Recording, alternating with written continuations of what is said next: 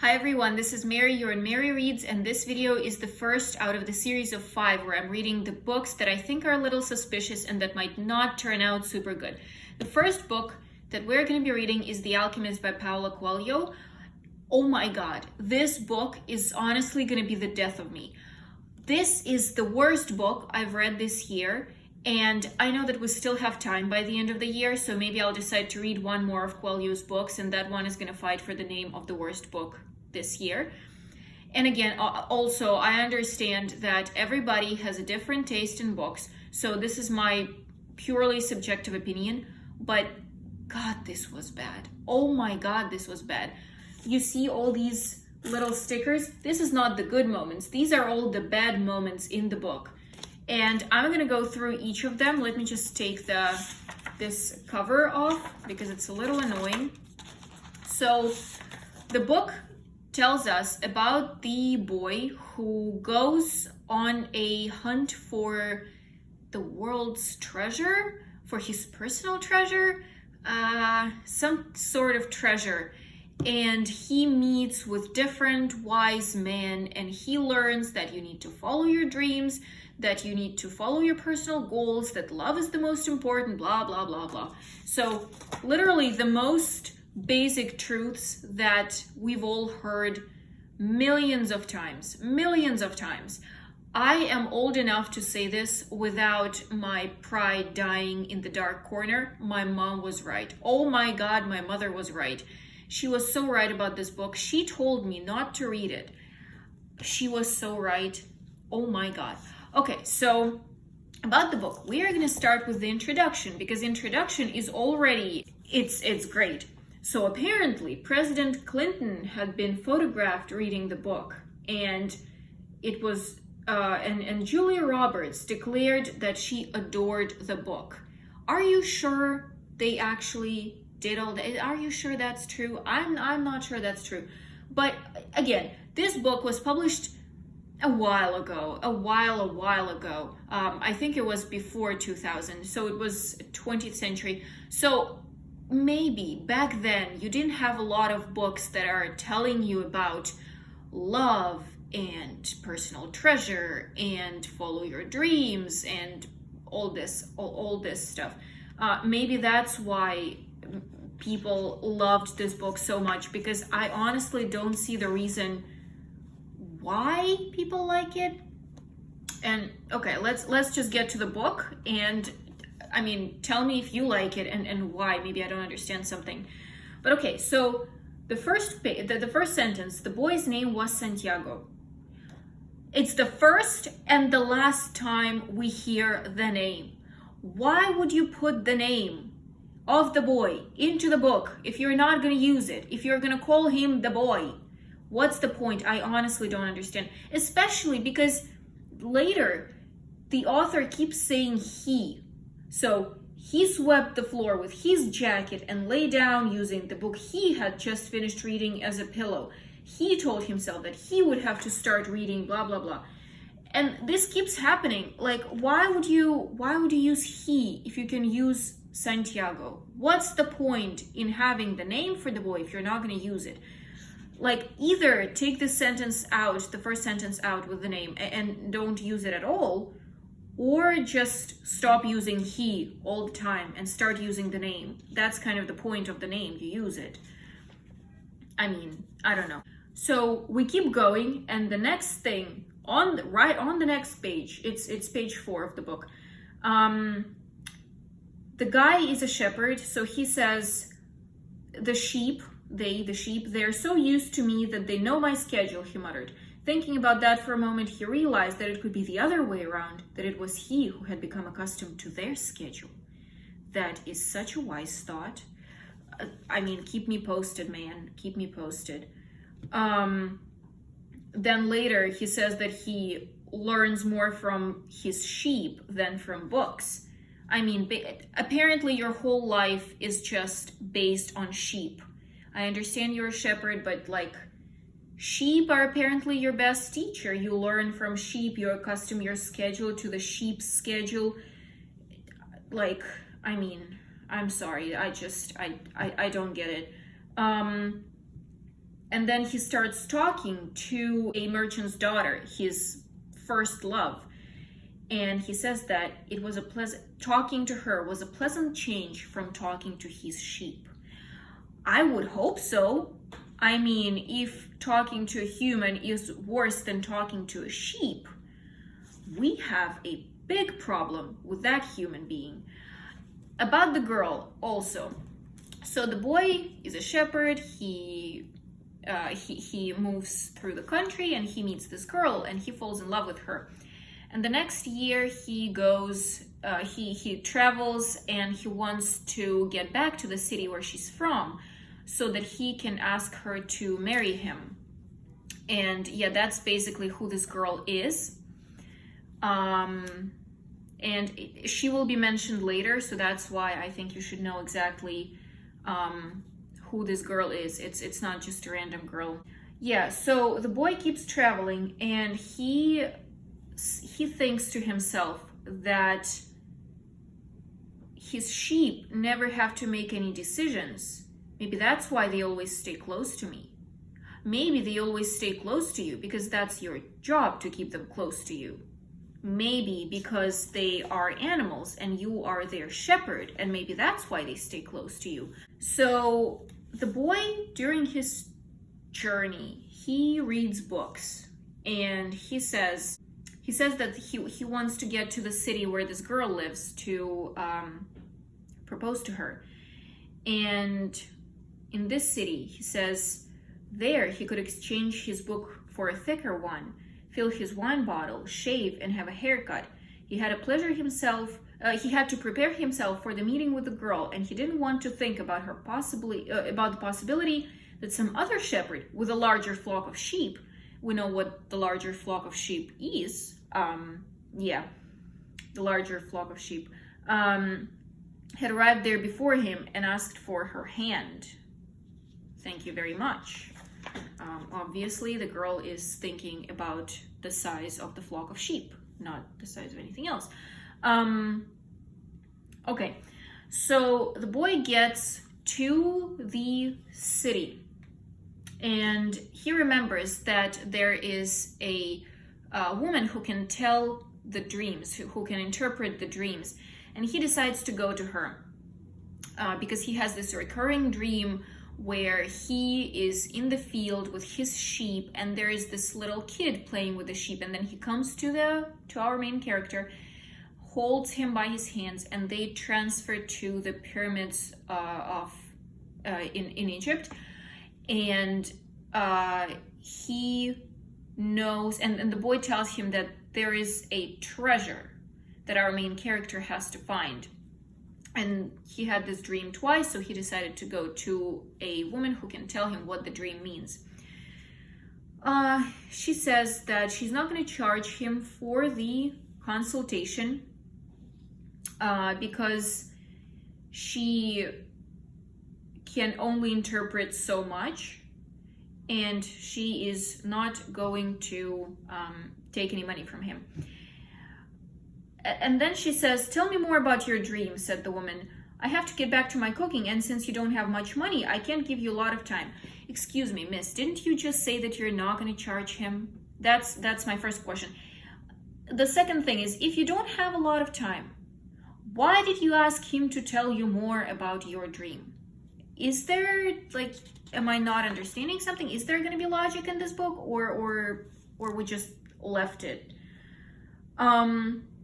Then on the next page, she says again that she's not going to charge him anything now, but then she wants 1/10 of the treasure if he finds it. And the guy says, "Okay, fine, it's okay, I will give you the 1/10 of my treasure if I find it. Now please interpret my dream. I've been here for 10 minutes, all you were talking about is money, please tell me about the dream." She says, "You must go to the pyramids in Egypt. I have never heard of them, but if it is a child who showed them to you, they exist." I could have told this for free. I literally just told you what the dream was about. So, I mean, if the guy transfers to pyramids of Egypt in his dream, maybe that's where you should go in reality. Why would that mean anything else than what you saw in the dream? I could have told that for free. I mean, Why do you take any money? And then she says that if a child showed them to you, then they exist. That is true, because children always tell the truth. Children never lie. Children never create stories. Children always tell the truth. When I was telling my mom I'm a princess, that's because I knew I was. I mean, my mom didn't know, my dad didn't know. There are no king and queen, but I am a princess, and I was telling the truth. Then the woman talks about the money again. The guy leaves the woman because he says that, you know what, you're stupid. I knew that much myself. I knew that I should go probably to Egypt if my dream brings me to Egypt. You are just being stupid. So he goes to the street. He sits on the like ground and starts reading his book. And then this old man comes to him, and the old man says that he's from Salem. And the boy asks him, so what is Salem like? And the old man says, it's like it always has been. It's like it always has been. What is New York like? It's like it's always has been. What's London like? It's like it's always has been. I'm sorry, can I get a little more details here? Why? Like, are you trying to sound smart? Are you trying to sound wise? Because it doesn't really work. I'm sorry, it doesn't really work. Page 22. So the boy starts talking to a man. They get to know each other a little more, a little better, and this is where the philosophical crap starts. At that point in their lives, being a kid, everything is clear and everything is possible. They're not afraid to dream and to yearn for everything they would like to see happen to them in their lives. But as time passes, a mysterious force begins to convince them that it will be impossible for them to realize their personal legend. None of what the old man was saying made much sense to the boy. It doesn't really make sense to me either. I think it doesn't make sense to anyone. I don't know. I don't understand. I don't even want to comment that much because nothing makes sense in this book. Then the boy says that he is a shepherd because he likes to travel. What? If you like to travel, why don't you become a merchant and you sell stuff and you go to different countries to sell it? Why don't you become a geographer? Why don't you start your own business and then to make it slightly bigger, you go to other countries and expand it? Why do you have to be a shepherd to travel? I like to travel. Do I need to become a shepherd? Did I miss something? Oh my God. Do I have to become a shepherd? College all over again? So then the boy remembers about the merchant's daughter. He's very upset that he is a shepherd because he can't have the girl. Apparently, shepherds are not very good for family life because they keep moving with their sheep, and that just doesn't really help having a permanent home, having a family, having a wife, having kids. So parents of any girl don't really want her to marry a shepherd. And the boy starts thinking that they would probably give the girl that he's in love with away to a baker, because being a baker is a much better profession. And he says that there was surely a baker in her town. There surely was. There are many other guys in her town. There are many other men who have good professions. Other merchants. She's the daughter of a merchant. Why not marry a merchant? Like, one thing she should absolutely do is marry a guy with brain, which our shepherd does not seem to have. I cannot find it so far, and it's the page 25. It's 1/4 of what we're supposed to read, and I don't. This book is just. I'm telling you, it's the death of me. So the old man tells him that he's a king and he helps people find their true dream and follow their true dreams. And he tells a story of this man who wanted to find emeralds, and he was searching for emeralds for so long. He was looking through each stone, and he said that, okay, nothing was working out. So he says, okay, I'm gonna look for one more stone, and if that doesn't work, that's it. I'm quitting my dream. And so our king turned into a stone and just fell under the legs of the guy. And this it's a miner. So a miner got very, very angry at this extra stone that fell to his knees, to his feet, and he picked up the stone and threw it aside. But he had thrown it with such force that it broke the stone it fell upon, and there, embedded in the broken stone, was the most beautiful emerald in the world. How often do you break stones by throwing another stone at them?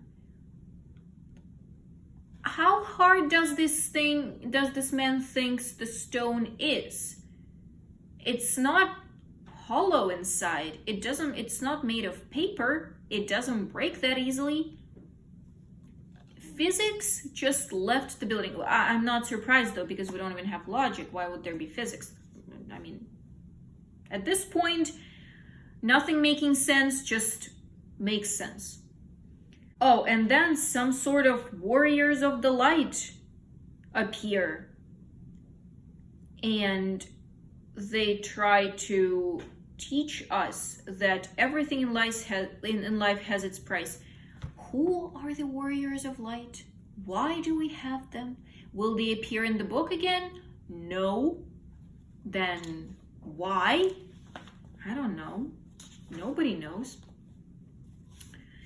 Page 28. The boy says that the merchant's daughter that he is in love with, that he wanted to marry, is not as important as his flock of sheep, because she didn't depend on him.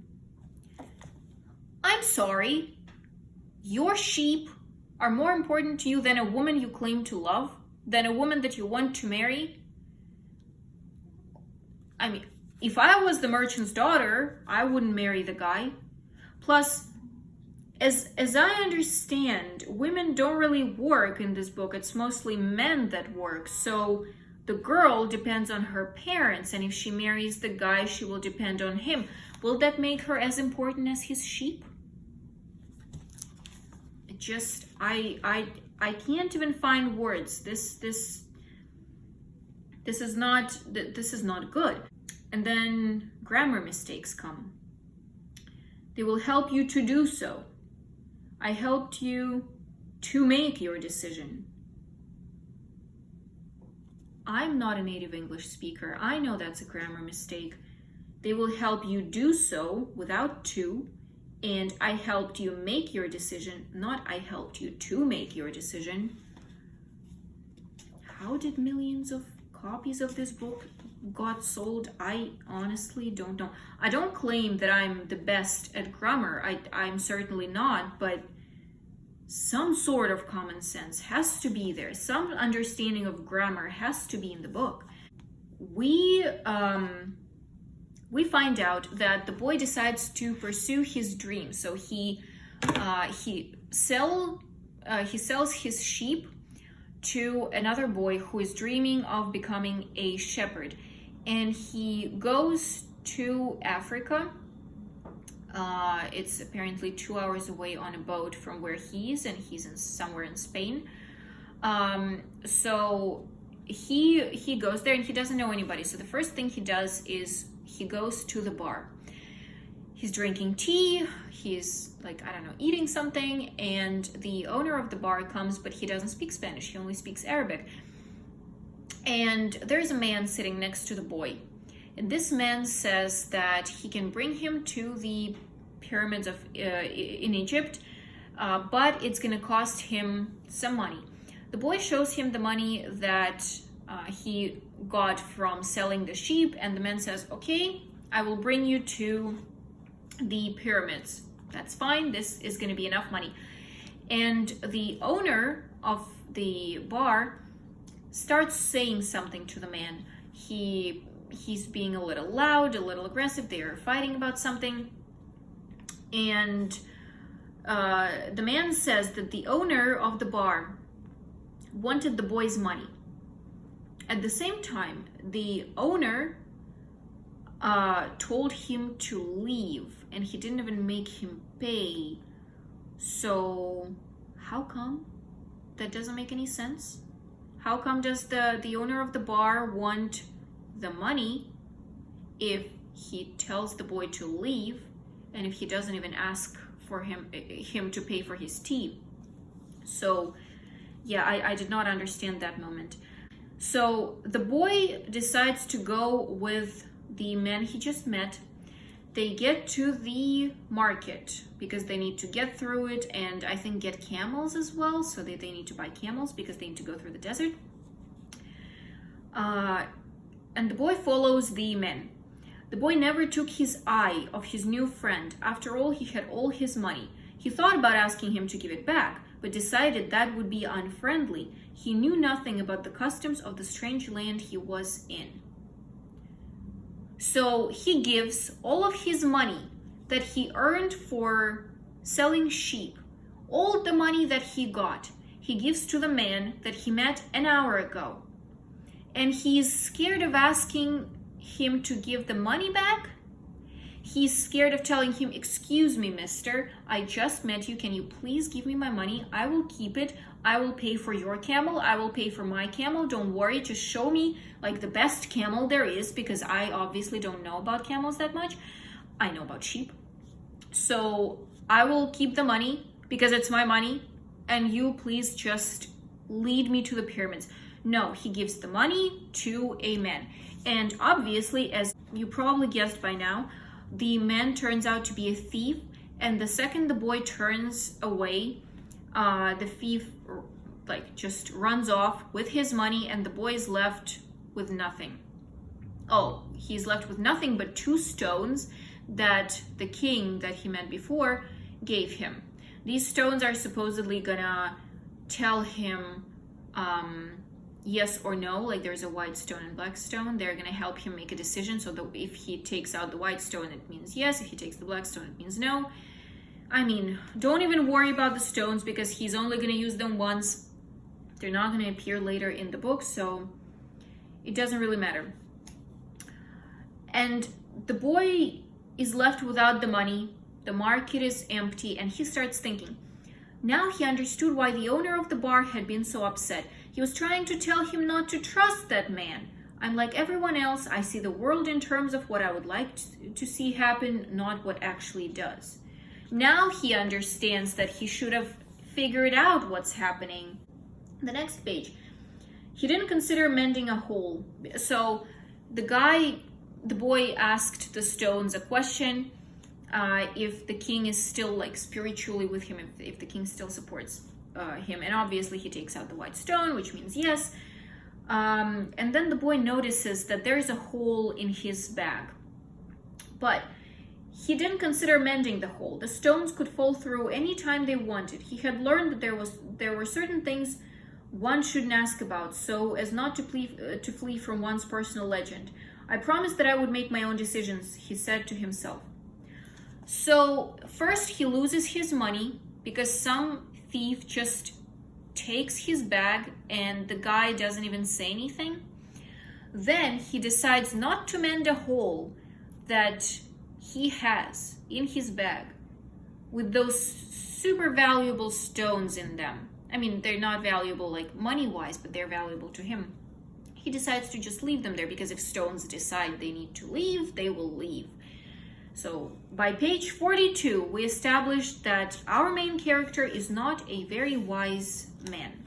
Thank you very much, Mr. Coelho. So the boy keeps traveling, and he realizes that he doesn't have any money, he doesn't have any food, and he needs to find a job. So he finds this shop that sells crystal, and he tells the owner of the shop, "Let me clean your crystals and you can feed me." So the man doesn't respond. The boy, because nobody responds here, we have to just understand the thoughts of each other. So the merchant doesn't say anything. The owner of the shop doesn't say anything, and the boy cleans all the glasses. After the boy cleaned everything, he says, "You didn't have to do any cleaning. The Quran requires me to feed a hungry person. Why didn't you say so before?" And the boy, the first time in this book, the boy asks a logical question: "Why then did you let me do it?" And the response is just killing me. "Because the crystal was dirty, and both you and I needed to cleanse our minds of negative thoughts." Okay, whatever. I'm not even gonna say anything to that, because obviously I just don't understand the book. Apparently it's so smart that I just don't get it. So we move to part 2. A couple months go by. Obviously none of that is told to us, because we just have to, who cares what happened in those couple months? Who cares? Let's just jump through time. So the boy has been working with the owner of the shop for a while. The shop got much better. They got more money, and the guy offers the owner of the crystal shop to make a shelf and put it outside, so that people from the outside see how beautiful the crystal glasses are, and they walk in and they buy stuff from there. So obviously the man says, you know what, I'm used to having little number of customers. Now I'll have a lot of customers. I'm not ready for the responsibility. Then I will have to make my life better. Then I will have to work on just like doing new things. Then I'll have to live with much more money. I don't want that. But in the end, he lets the boy make the make the stand outside. Then a couple more months go by, and the boy says, "Why don't we sell tea in our crystal glasses? Because we are on the top of the hill. Whenever travelers just get on the top of the hill, there's nothing for them to drink, and they're tired. They need something refreshing. So why don't we start selling mint tea in your beautiful crystal glasses? So people will come, we'll earn money from the tea, and then they'll start buying glasses, and we'll earn money from that. And it's gonna just bring your business to the whole new level." The man gives him the whole speech about how, again, he's scared of making his life better, how he's used to living the way he's living. And then owner of the store told the boy that he could begin to sell tea in the crystal glasses. Why do we need the whole speech about not wanting to sell the tea if in the end you're going to agree to selling the tea? Why did I read that? I don't know. We just apparently needed that a lot. So page 65, we finally get to Instagram phrases that I was waiting for. When you want something, all the universe conspires to help you achieve it. It was the language of enthusiasm, of things accomplished with love and purpose as a part of the search for something believed and desired. Oh, see? There on page 65, you have 2 phrases for your Instagram account. The boy decides to keep going. He leaves the shop because he earned enough money.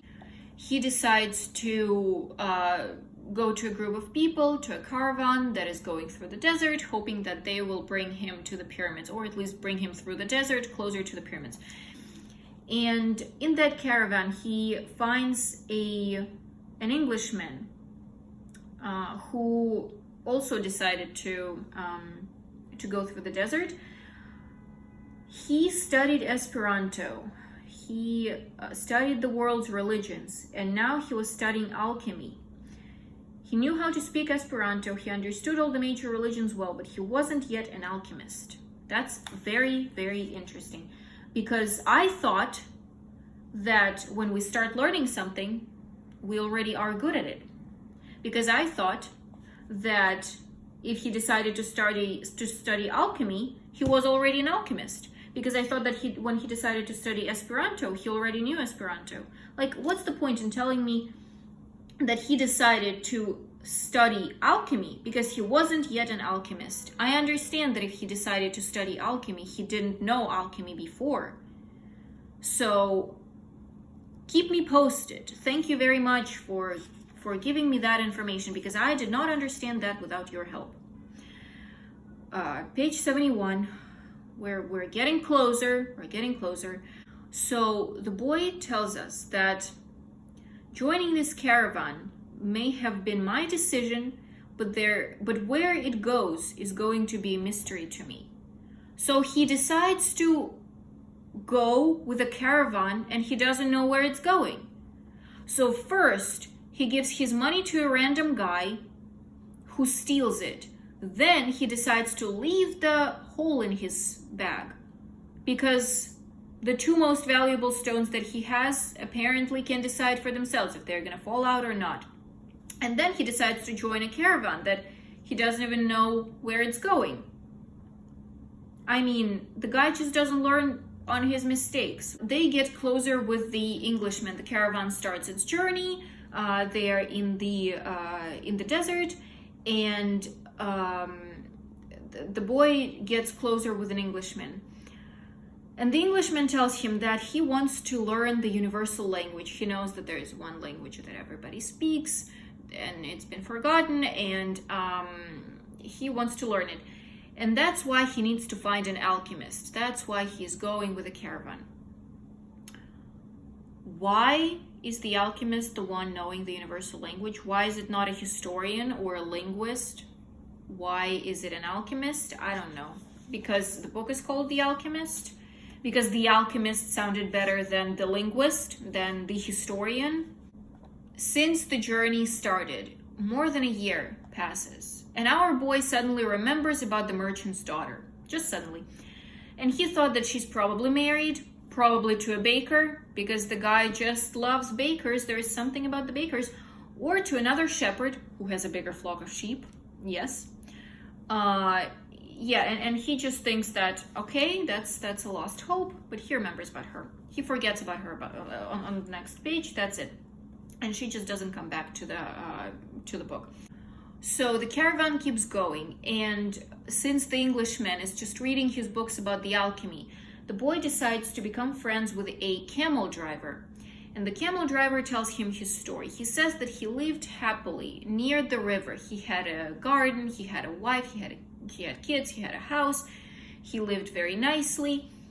And one year, the Nile overflowed its banks, and everything was washed away. So they lost all their possessions, they lost everything. Since the land was ruined, the man decided to become a camel driver. I have a question. So where did his wife and kids go?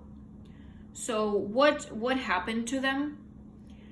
There is no house anymore, no land, and I don't see any women or children in the caravan.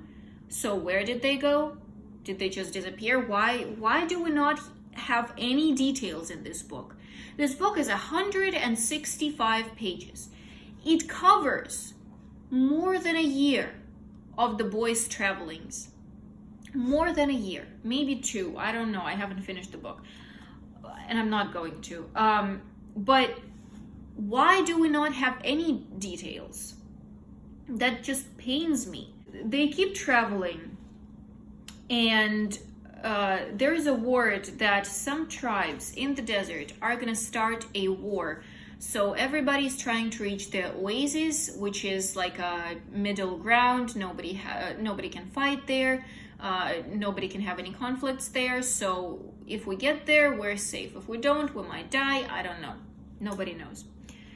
So they reach the oasis, and that's where the alchemist lives. So the Englishman wants to find him, and the boy is just waiting there until the war finishes so he can keep going. So the Englishman decides that he needs to start looking for a man. He doesn't know enough Arabic, so he asks the boy, who spent like a year working in the crystal shop and now knows much more Arabic than the Englishman does. He asks him for his help. And so they both start searching for the alchemist. And it says that the alchemist would probably live in a manner that was different from all the rest of the people at the oasis, and it was likely that in his tent an oven was continuously burning. They searched everywhere and found that the oasis was much larger than they could have imagined. There were hundreds of tents. Why, again, why no details? Why? This is such an important thing for an Englishman, and I would assume that for a book as well, because I'm sorry, it's called An Alchemist. It's such an important thing, finding the man. So why do we have one paragraph about that?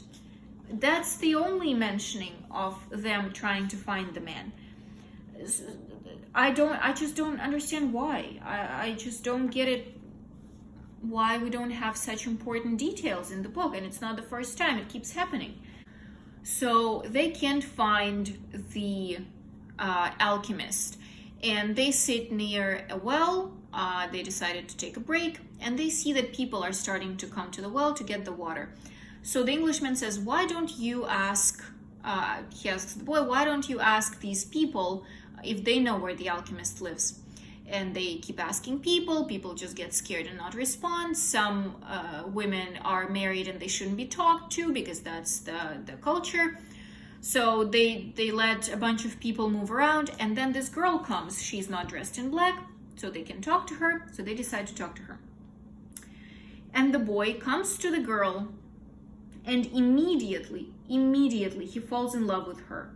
He was more certain of it than of anything in the world. He had been told by his parents and grandparents that he must fall in love and really know a person before becoming committed. And that's true. That's what should happen. But this boy just randomly falls in love with the first girl he sees, and that's it. The merchant's daughter is forgotten forever. He decides that he loves this girl, and he asks her to marry him the second time they meet. Different culture, different language, different girl. You fall in love in 5 minutes? That doesn't work that way. And it's not this deep philosophical love that, oh, I saw her, our souls connected, we fell in love. This doesn't work that way. I am sorry, but it just doesn't.